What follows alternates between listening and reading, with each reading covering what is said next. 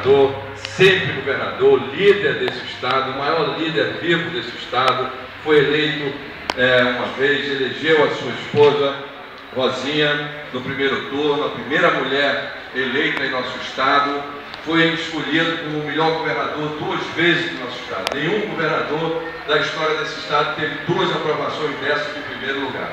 Ele é meu amigo, eu sempre comunguei das suas ideias, por isso que estou junto com ele há uns bons 20 anos, aí junto com as suas ideias e trabalhando pelo povo. Como ele falou, ele me escolheu e o partido me escolheu para ser um representante do nosso partido e de suas ideias para ser candidato a governador do Estado.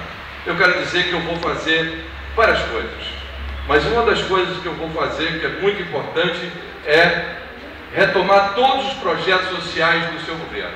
Cheque Cidadão, Reservistas pela Paz, Jovens pela Paz, Farmácia Popular, Restaurante Popular. Vocês podem repetir isso para quem perguntar. O que o Peregrino vai fazer? Tudo que o Garotinho fez e mais ainda.